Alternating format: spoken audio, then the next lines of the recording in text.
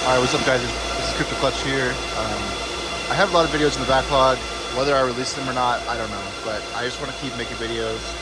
And with the bull run kind of starting, I do want to kind of start hopefully getting back into making more content more regularly and maybe even more than last time.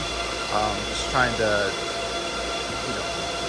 kind of tell you guys what I would do in this situation and what I'm doing and what I expect to happen and what my future ASIC plans are and GPU plans.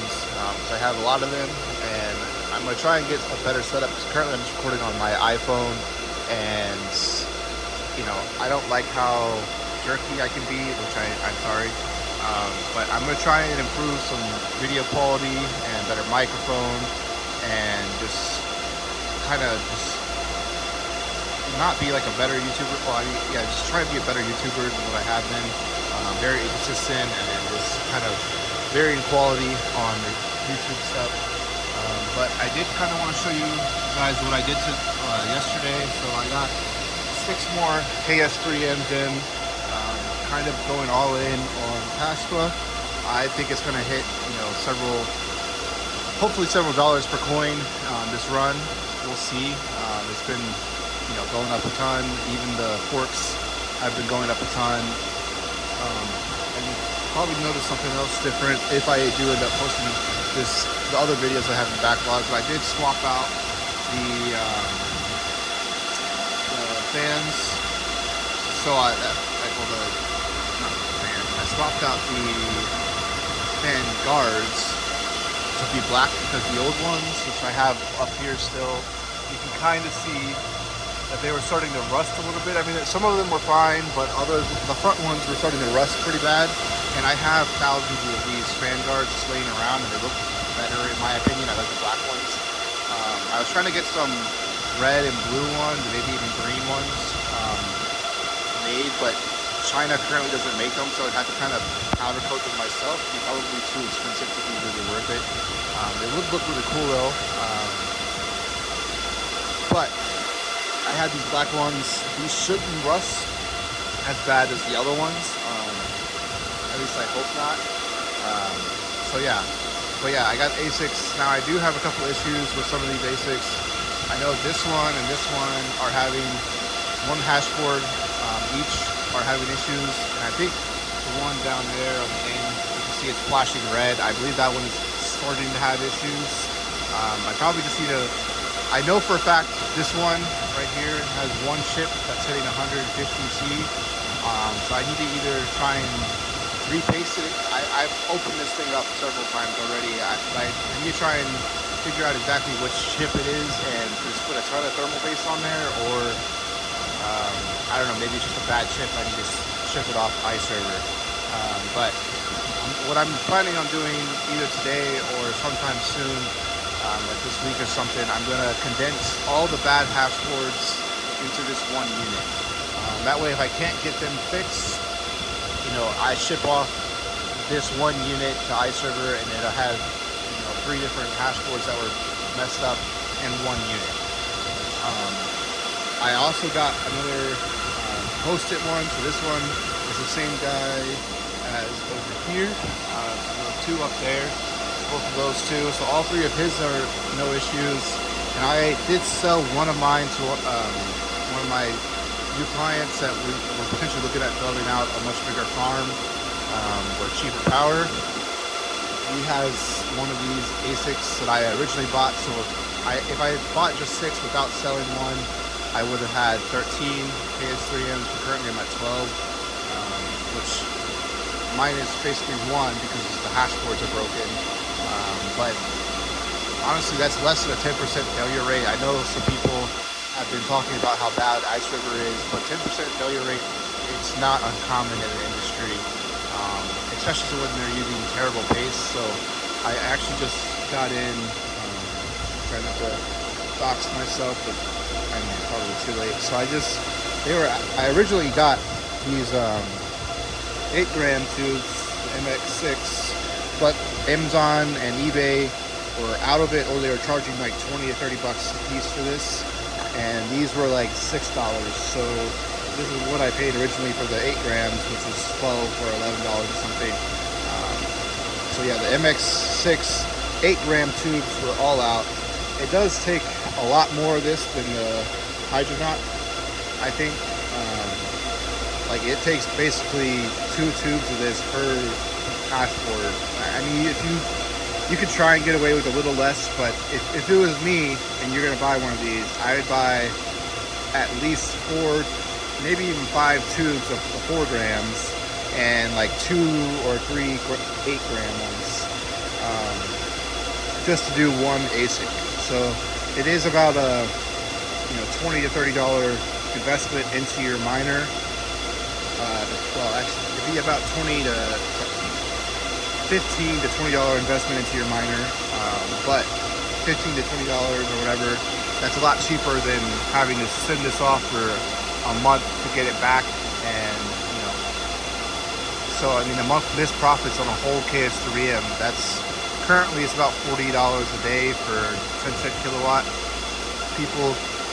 So I mean, you're looking at 30 days, that's $1,200. So you tell me which one you'd rather spend, $30 up front or $1,200 in missed profits, which could be more, could be less, depending on when you do it and whatever happens to Kaspa. Kaspa could go down to 0 or it could go up to $1. It's really, no one knows what's going to happen in the market. It's been fluctuating around 13 to 15 cents currently. When I sold, which I'll be transparent about, I did sell all of my Kaspa in order to buy these KS3Ms, which I sold at around 18 or 17 cents or something like that. So near the all-time high, and I'm pretty happy with it. Obviously, I do think I sold about 210,000 Kaspa to get these ASICs, and obviously, if it goes up to $1, I would have potentially 5x my money if I just held on. But I'm betting on that these KS3Ms will make more Kaspa than what I sold in order to buy them. So it's kind of what it is. What it is. It's going to be hard to kind of tell just how much those 6 over there have made, because they're all 12 of them are mining actually to this laptop, because my laptop is hosting a pool, the Stratum bridge, because that has 0 fees. So I'm saving anywhere from 0.5 to 1% in fees, just because I'm mining to my own node. I am paying 1% fees on all these guys over here because I'm using PB Farmer firmware. But honestly, the new ones that came in, they are using a new ICM firmware, and they're all doing about the same hash rate, and the temps look good on that firmwares, and it doesn't have any fees because it's straight from my server. So I might swap all of my KS3Ms back over to that, and I'll save another 1% right there, which, I mean, 1% doesn't sound like a lot, but when you're doing $15,000 to $20,000 a month, 1%, it adds up. So it's still not a ton, but if you don't have to pay it and there's options that are free, like, it doesn't really make a whole lot of sense in order to not do that. And the whole advantage of the iServer, the other firmware, was you could try and overclock it, but honestly, I haven't really been able to go that high on the overclock just because the power supplies are so close to the limit, and it's going to get hot here soon in Virginia. So, like, I'll be worried about thermal throttling more than I am about overclocking. So I would use it more for downclocking than overclocking. But currently, that's kind of where I am with that. I still haven't messed with this that much. They are mining, but I need to swap it over to a different coin. And I do want to set up a Pixie server for them. That way they can just boot off of the network. And I have a server that can do that, no problem. I'll probably run Proxmox and just create a VM that will only do that. And I could potentially run others off of it as well, like on the GPUs, but I have SSDs and all of them, so it doesn't really make a lot of sense to swap over to that because they already have it. But anything new, I could look at deploying that if it doesn't cost anything more. But I am potentially looking at getting more of these if someone will sell them to me. I at a good price. I do like them. They're a little difficult to manage, but I'm hoping that I can get that under control and not use HiveOS on them. And you know, I could look at doing my own, just running Ubuntu on all of them and downloading the miners manually and using like Grafana to look at all of them. But there's a lot of work to set up. But I don't know. We'll see. That'll be a project. I know someone else, Craft Computing, just made a video on another use for them where they're like, he's trying to make them as digital like cloud gaming servers. So who knows, or maybe there's a market for that and I could leverage my internet speed here and do some of that kind of hosting. I don't know, lots of different opportunities in the space right now compared to what it used to be. Obviously I still have a lot of 580s and 470 4 gigs that are sitting offline, but I have been buying GPUs again, just a little bit. I bought maybe 10 or so 4000 series GPUs, the best being a 4090 and then a 4080 Super after that, and then it's mostly 4060 Ti's and a couple 4070s after that. Just kind of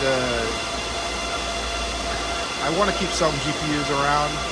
I am probably going to be looking at selling off a lot of my 580s and maybe putting them as like full cases as is, or testing them and seeing if I can get 8 cards to work and then selling them like that. I'm not really sure what my plan is, or I could just have someone come locally and hook them all up. I'm not really sure. It's been I've been waiting kind of for the prices to go back up so I can sell them, because I do want to get out of them. My power rate, originally when I bought them, this might give a little insight on why I did the things I did. Ethereum mining, these things were pretty good, 30 mega hash at around 100 to 120 watts, depending on how good you were at tuning them. They could do a little bit better or a little worse, but they would make a couple dollars a day each, and they only cost me $50 to $100 a card. So obviously it was very profitable in the bull run when I had all of these cards running, and Ethereum mining was the big thing. But recently it's been more core out of those, and the core on the 580 is kind of trash and they use a ton of power because they're so old. So there's not really been a good play for me to use these cards, and especially on my 11-cent power that I have now. It's just not profitable in order to run. Maybe if we get a new facility and I'm paying 5 to 7 cent power, they are profitable right now, but only barely. So it's kind of like, do you run them for a couple cents a day, or do you purge them off and then buy some newer cards that use less power and make about the same or more? So yeah, that's kind of where I am on the KS3M, the GPU side. ASICs, iServer just announced the other day that there's a new ASIC coming out from them. I am interested in it and potentially buying it. I don't have a ton of capital right now, but who knows? It's not supposed to come out until later this couple weeks, so maybe by then I'll have enough money to buy one. I am also looking at buying a house though, so it might be smarter for me just to leave that alone and just worry about buying the house and then worry about buying more ASICs. So yeah, it's a lot going on. I do have to fix, I know you guys have been looking at the same thing while I'm just rambling on, but I do need to fix this cable management right here. I'll work on that probably after I'm recording. But yeah, I did just want to show you. We just type that. So we got all KS3M running. I labeled them all on the front. So yeah, that's pretty much it on this video. I don't think anything else has really happened. I'm gonna go and start working on repasting these, and well, I'm gonna open one up because the temps were actually better on those than on the old ones. So they might have switched their paste out, which that would be great because that was the main issue with the other ones. But we'll see. I'll definitely make a video updating you guys on that part. Maybe even do a video on how to repaste them, even though there already is videos. But yeah, that's pretty much the farm update. If you guys are looking to get into GPU or ASIC hosting, let me know. Right now my rate is 13 cents per kilowatt all in. I have a lot of space still in the other shed, and really I could rip out some of these GPUs, put them in storage, and we can put more GPUs on these racks. Over here, this shed is more built for GPUs than the other one.